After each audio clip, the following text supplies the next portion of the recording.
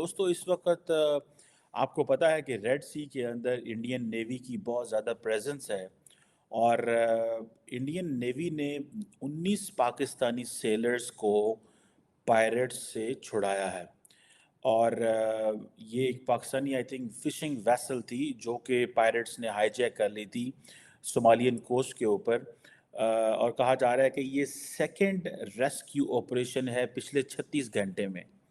इसका मतलब ये है कि इंडियन नेवी ने जो अपना Red Sea, strait of Hormuz, Bab el Mandeb, Arabian Sea, इस पूरे एंड देन इंडियन ओशन के हवाले से वो जो इंडियन नेवी बार बार एक बात कर रही है कि जी हम नेट सिक्योरिटी प्रोवाइडर हैं, हम ये चीज़ें कर रहे हैं। So that's very important. इससे पहले इंडियन नेवी ने 17 इरानियन क्रू के जो लोग थे, एक वेसल थी जिसको पायरेट्स ने हाईजैक कर लिया था। क्या इंडियन नेवी के ऑपरेशंस बढ़ चुके हुए हैं? और सुनने में आ रहा है कि इसके अलावा भी बहुत सारी जो डिस्ट्रेस कॉल्स हैं वेसल्स की आती रहती हैं, सेलर्स की आती रहती हैं, पिछले कई दिनों से आ रही हैं, वो बढ़ा दी हैं। शायद इंडिया नेवी को ये समझ आ गई है कि जब आप इस तरह की डिस्ट्रेस कॉल्स को रिस्पॉन्ड करते हैं तो इसका ज़ाहिर बात है एक आपका एक ग्लोबल इमेज बढ़ता है। अभी पूरी दुनिया के अंदर ये मीडिया हेडलाइंस हैं कि इंडियन नेवी ने पाकिस्तानी सेलर्स को एंड इरानियन सेलर्स को जो सोमाली पायरेट्स हैं उनसे बचाया है। ये एक thank you so much. Thank you sir. आज कई चीज़ें डिस्कस करनी है जिसमें हमारे एक सीनियर जर्नलिस्ट जो हैं वजाहत एस खान, उन्होंने भी 65 वॉर का जिक्र किया है, कहा कि जी सियालकोट को चले जाना चाहिए था, उस पर भी बात करेंगे। डॉक्टर जयशंकर जो है उनकी फॉरेन मिनिस्टर इजराइल के जो है उनसे मुलाकात हुई है, उसके ऊपर भी हम बात करेंगे। साथ ईरान और पाकिस्तान के फॉरेन मिनिस्टर्स की भी मीटिंग हुई है और मालदीव्स का भी जो इशू चल रहा है उसके ऊपर भी बात करनी है। देखिए आरजू, मैं सबसे पहले तो ये कहूंगा कि जो फसल बोई है हमारे मुर्शद ने नफरतों की, वो अब कटने को बिल्कुल तैयार हो चुकी है। सबसे पहले तो मैं कोट करना चाहूंगा इमरान खान साहब की खुद की बात। वो कहते हैं मैं चोरों से तो अच्छा है पाकिस्तान के ऊपर एटम बम मार दिया जाए। नौज बिल्ला, मैं इस पे कंडेम करूंगा। मुझे खुद सिस्टम से नफरत है। जो लोग इसको 76 साल से झंझोड़ के इसको खा रहे हैं, उससे नफरत है। लेकिन पाकिस्तान जो है वो पाकिस्तान नहीं तो खान साहब आप क्या है? पाकिस्तान ने ही आपको सब कुछ दिया है। अगर देखा जाए तो उससे इतनी नफरत अच्छी नहीं। आज उनके जो शागिर्द हैं, एक जर्नलिस्ट जो कि खुद भागकर अमेरिका बैठे हैं और आज से कुछ अरसा पहले तक फौज की हर मोर्चे में फ्रंट पर होते थे, वो हर मोर्चे में फ्रंट पे होते थे, हीरो थे, हीरो। हर दूसरे मोर्चे में घुस के वो फौज की झोली में बैठ के जो है वो प्रोग्राम किया आ जाते हैं। एंड इंडिया अगर इधर ऑपरेट कर रहा है इस जगह पे, तो ये बड़ी, मैं समझता हूँ कि बड़ी तगड़ी बात है। अगर ये कोई आसान काम नहीं होता आपका ये रेड सी का जो मैं मैप आपको दिखा रहा हूँ, इसमें अगर आप देखें तो it's not an easy job. और इंडियन, इससे पहले मैं देख रहा था कि जो पाकिस्तान है उसने भी अपनी वॉरशिप्स अरेबियन सी में डिप्लॉयड की हुई हैं हौथी अटैक को देखते हुए।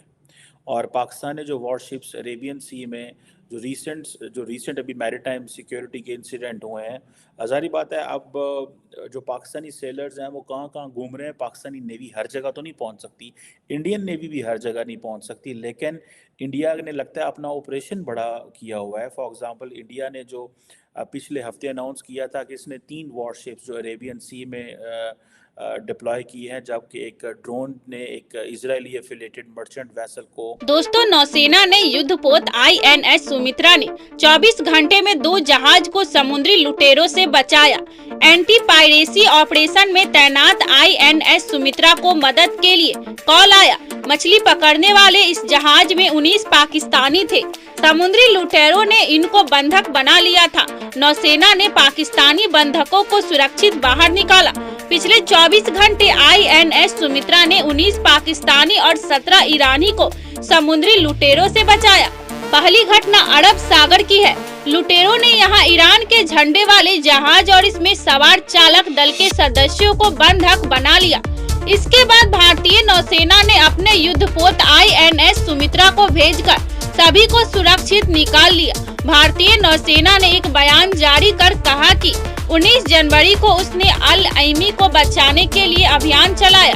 इसमें सवार क्रू के सभी 19 सदस्य पाकिस्तानी नागरिक हैं।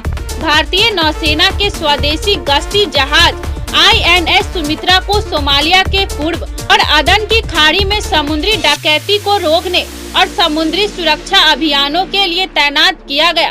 28 जनवरी को युद्धपोत ने एक ईरानी ध्वज वाले मछली पकड़ने वाले जहाज इनाम के अपहरण के संबंध में एक संकट संदेश का जवाब दिया था, जिस पर समुद्री डाकू और चालक दल को बंधक बना लिया गया था।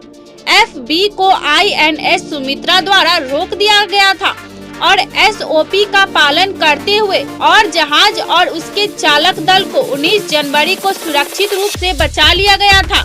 भारतीय नौसेना ने समुद्र में सभी नाविकों और जहाजों की सुरक्षा सुनिश्चित करने के लिए सभी समुद्री खतरों के खिलाफ कार्रवाई करने के लिए क्षेत्र में एक बार फिर अपनी प्रतिबद्धता साबित की है।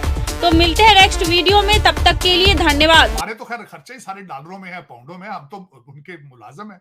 हम तो आजाद ही नहीं हुए भाई। हम तो आज भी ब्रिटिश को तरस रहे हैं, कहते हैं भाई आप गोरा भाई आप गए क्यों थे, हम तो आज भी गुलाम है उनके। लेकिन ये तीसरी ताकतें आप ही को क्यों पड़ती हैं यार?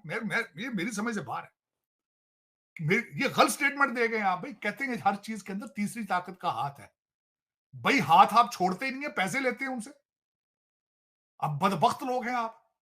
1.9 बिलियन मुसलमानों में मुझे लीडर दिखा दें इस वक्त आपको मैं बताना चाहूंगा आरजू, दुनिया के लिए मसला क्या बन चुका है इस वक्त जो आपके गजा का, कि वहां पे आगे हुकूमत कौन चलाएगा? गजा में हुकूमत कौन चलाएगा? वेस्ट बैंक वहां पे 10-10 साल से तो इलेक्शन ही नहीं हुए, 15-15 साल से। और जो वहां पे हुकूमतें चला रहे हैं सख्त करप्ट हैं वो। हमास के जितने लीडर इस वक्त कतर के अंदर बैठे सारे ओवरवेट हैं। लेकिन बिकॉज ये जो रीसेंट इंसिडेंट्स हैं रेड सी के अंदर, ये गल्फ ऑफ ईडन के अंदर, इनकी एक जिसे कहते हैं ना एक स्ट्रेटेजिक सिग्निफिकेंस है इस सेंस में, क्योंकि हूथीज़ अटैक कर रहे हैं, क्योंकि सोमाली पायरेट्स हैं, क्योंकि गज़ा के जो गज़ा के अंदर जो सिचुएशन है उसकी वजह से इरानियंस प्रोएक्टिव हैं। पाकिस्तान पे ईरान ने स्ट्राइक की, सीरिया में की, इराक़ में की, बहुत सारी ऐसी चीज़ें थी। तो इस वजह से ये चीज़ें जो हैं वो हमारे सामने हैं। सो इस वक्त पाकिस्तान मेरा ख्याल है इतने रिसोर्सेज नहीं रखता कि इतने बड़े पैमाने पे अरेबियन सी के अंदर या गल्फ ऑफ एडन में बढ़ चढ़ के चीज़ें करने की कोशिश करें। लेकिन इंडियन जो हैं वो रखते हैं ऐसे रिसोर्सेज और उनकी पॉलिटिकल विल भी पीछे है। और जैसे वो अपने आप को कहते हैं कि हम नेट सिक्योरिटी प्रोवाइडर हैं, पाकिस्तान नहीं कहता हम नेट सिक्योरिटी प्रोवाइडर हैं। ये एक जारी बात है ह्यूमैनिटेरियन ऑपरेशन था, which is very welcoming in that sense.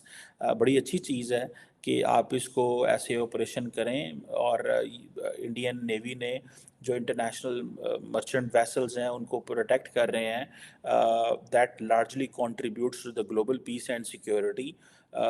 मैं समझता हूँ एक अच्छा कदम ज़रूर है, लेकिन पाकिस्तान के पास ना इतने रिसोर्सेज हैं, ना हमारी इतनी पॉलिटिकल विल है, ना पाकिस्तान ये कहता है कि हम इंडियन ओशन के अंदर नेट सिक्योरिटी प्रोवाइडर हैं, ना हम इतने बड़े एम्बेट पे खेलना चाहते हैं। लेकिन यस, अगर कहीं पे पाकिस्तान की जो नेवी पेट्रोलिंग कर रही हो और डिस्ट्रेस कॉल आएगी तो पाकिस्तान नेवी डेफिनेटली रिस्पॉन्ड ज़रूर करेगी।